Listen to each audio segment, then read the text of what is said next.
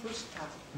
É com muito gosto que eu faço a abertura deste ciclo de conversas florestais, que vão decorrer até novembro, às quartas-feiras, aqui neste local. E hoje, particularmente, é grato fazer esta abertura, porque vamos falar daquilo que nós fazemos, que é a floresta que temos e a investigação. Temos aqui os nossos dois oradores da tarde, o Paulo Tinho e o Vundo, que todos conhecem, e vamos ouvi-los. Não digo mais, mas acho que isto corre tudo bem, vai correr com certeza. Mas para começarmos este tema sobre a floresta que temos, fiz recurso de várias coisas, mas sobretudo começamos com uma breve resenha da história da floresta que tivemos, que antes do homem estar, era uma região, sobretudo de carvalhos, em que o norte e o centro eram ocupados pelo carvalho alvarinho, o carvalho negral, o sul pelo cerquinho, o sobreiro e a azinheira. E os vales dos rios pelo freixo, o aminheiro e os salgueiros. E era esta a floresta que temos.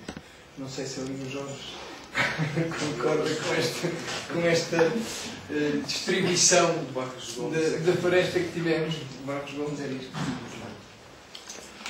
Mas então, fazendo esta breve síntese da floresta, há mais de 5 milhões de anos, antes das glaciações, aquilo que existia era uma floresta quase tropical, semelhante à lauicilva, composta por oureiros, o tilo, ocóteno e outras espécies que ainda existem nas florestas da lauicilva e que ainda hoje são testemunho, e que com as glaciações, a diminuição da temperatura foi desaparecendo e ficou uma floresta semelhante à da atual taiga, em que o pinheiro de casquinho, o pinho silvestre, ainda se encontra, porque é testemunho de se encontra em algumas montanhas frias dos rios. Há 10 mil anos, depois das glaciações, com o aumento das temperaturas, esta floresta fria do tipo boreal foi sendo substituída pela fagocilva, constituída por espécies da família das fagaças, como os carvalhos, a falha e o castanheiro. Entretanto, com o andar do tempo, 8, 7 mil anos, a sedentarização do homem, a agricultura e a pecuária, a domesticação dos animais, foram degradando esta fagocilva. Depois passamos já por um período já da Idade Média, em que, depois da degradação grande que houve com os romanos e com uma data de povos que por aqui passaram, no século XIII, Dom Afonso III e Dom Dinis fazem um fomento da plantação de pinha-bravo, da qual é testemunho também o Pinhal da Aria. E depois, no século XV, com a expansão marítima, há um grande impacto na devastação das florestas. As espécies utilizadas mais pela sua madeira começaram por ser a azinheira e o sobreiro, que depois foram substituídas pelo valor da bolota, por causa do valor da bolota e da cortiça, foram substituídas pelo carvalho alvarinho, que era de maior porte e que servia melhor para a construção naval. E também algum pinheiro bravo e castanheiro. Nesta altura, os fogos das queimadas contribuem também para a desertificação das montanhas. As florestas vão sendo substituídas por matos diurnos, pelas formações com muitas diurnes, giestas, torres e carquejas. E no século XVI, Dom Sebastião faz publicar uma primeira lei das árvores, com o objetivo de plantar o país com pinheiros, sobretudo.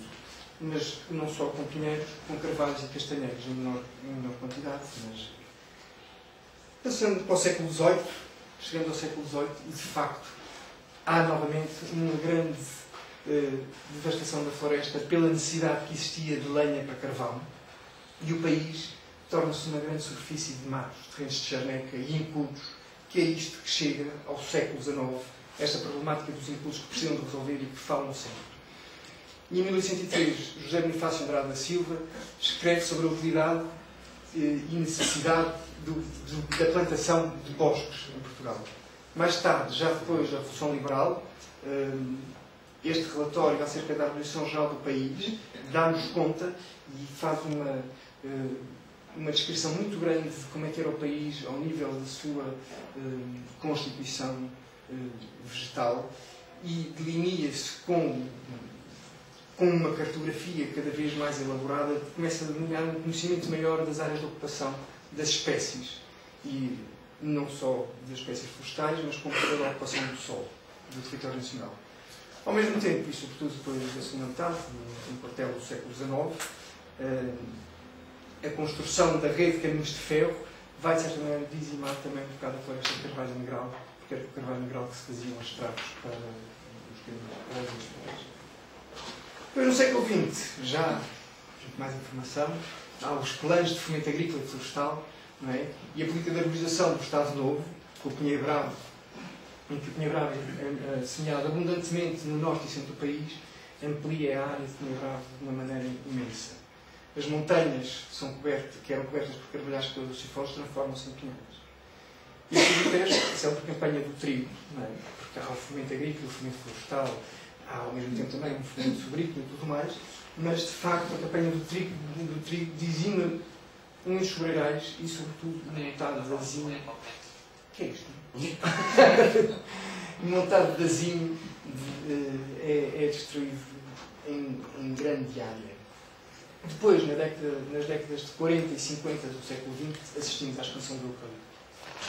Os pinhais são substituídos pelos eucaliptais e há um grande aumento desta área do eucalipto. Atualmente temos praticamente a área do eucalipto semelhante à área do sobreiro e do pinhal. É uma coisa imensa.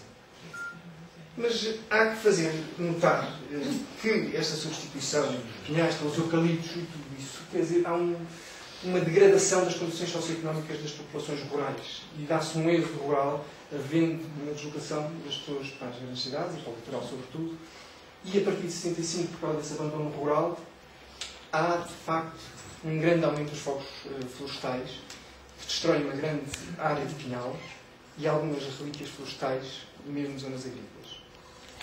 Em consequência dessa devastação, assiste-se ao aumento sistemático dessa área ocupada pelo eucaliptal e pela invasão das acácias. Mas apesar disso, os carvalhais no norte e os montados de Sobriazinho no sul ocupam ainda uma área considerável. Século XXI. Ainda que com eucaliptos e acácias continuar esta vaga de ensinos a que assistimos na primeira década deste século, não é? As montanhas começam a ficar, de facto, muito desertificadas e consequentemente, há um assoreamento dos rios. E o que acontece? O que vai acontecendo é que mesmo os matos que estavam nas montanhas vão sendo, e de certa maneira conservavam o sol, vão sendo levados também e vai haver um empobrecimento e as zonas vão se tornando mais desérticas. Portanto, é este um cenário que parece um bocado catastrófico e um bocado apocalíptico desta nossa floresta, mas de facto tem havido uma regressão da nossa floresta. Assim podemos ver, nos últimos 150 anos, aproximadamente, isto de 1867 a 1998, a 2000, não é?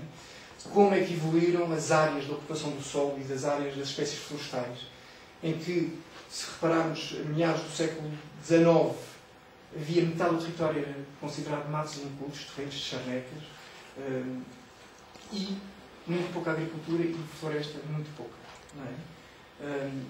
E que, com o andar do tempo, com os fomentos florestais e agrícolas, vai-se diminuindo, portanto, quer-se dar resolução a este problema dos matos, dos incultos, começa-se a agricultar e a florestar. E podemos ver que, em meados de 50, há uma grande área agrícola, na década de 50, não é? Há uma grande área agrícola, os matos, de facto, diminuem bastante e as resinosas, sobretudo o pinha-bravo, e os montados de Sobriazinho dominam. E depois podemos ver, já mais para o final do século XX, a grande área de eucalipto que se vai expandir. E que, como veremos, pelas previsões, continuará a expandir-se. Então, a floresta agora que temos, não é? Foram-se fazendo metodologias cada vez mais apuradas e chegámos a uma maneira de inventariar a floresta através do inventário florestal, que é uma maneira muito correta e mais precisa de conhecermos o nosso espaço florestal. Assim, através do inventário florestal, passamos a conhecer de uma forma as áreas que as espécies florestais ocupam no nosso território. Não só as áreas, como os volumes, como uma quantidade de outros elementos biométricos, não é? Que são importantes para o setor florestal. Mas aqui interessam-nos sobretudo as áreas de ocupação do solo, que cada vez vão sendo mais precisas, com as fotointerpretações, com as amostragens e tudo mais. Mas, de qualquer das maneiras, continuamos com uma visão da floresta muito plana, uma visão muito incipiente, de certa maneira, porque a gente consegue dizer que, de facto, as distribuições do Pinheiro Bravo ocupam 27% do território, o Pinheiro Manso 3,5% do território, isto segundo o último inventário, as outras resinosas 0,5%, o sobreiro aqui no sul, não é? Sobretudo no Alentejo, litoral, um bocado interior e lá para o norte, 23% da floresta, a azinheira 10%, os carvalhos 5%, sobretudo no norte, não é? Se vou voltar aqui para vermos aqui os outros carvalhos, 5% da floresta, o eucalipto, reparem, uma grande mancha de 26%, que ocupa o litoral e o Vale do Tejo, os castanheiros lá em cima, entre os montes, sobretudo na Serra de São Mamede, e depois as outras folhosas, 4%. Mas, pronto, de qualquer maneira, isto é uma visão muito simplista da floresta. Ficamos assim, temos esta floresta de Pinheiro Bravo, Pinheiro Manso, outras resinosas, não sabia mais nada. E, de facto, não no último inventário, na terceira revisão, resolve introduzir-se uma metodologia que, para nos dar um conhecimento da floresta mais profundo. E, então, resolveu monitorizar-se a estrutura vertical. E o que é isto, a estrutura vertical? A estrutura vertical é, através de uma lista de espécies, de árvores e arbustos, medir-se qual a percentagem coberta de espécies florestais em 7 classes de altura.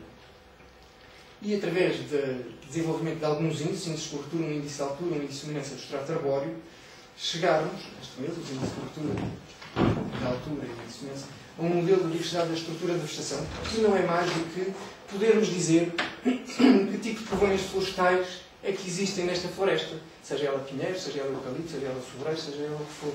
Quer dizer, tendo uma floresta aberta ou fechada, baixa ou alta, consoante os índices de cobertura e os índices de altura. Com esse modelo de desenvolvimento da estrutura da vegetação e com pseudoespécies, o que é que são estas pseudoespécies? É a espécie no diferente nível de altura. Não é? E com uma análise estatística de grupos, conseguimos chegar a obter tipos florestais, neste caso 22 tipos florestais, com composição e estrutura vertical semelhante.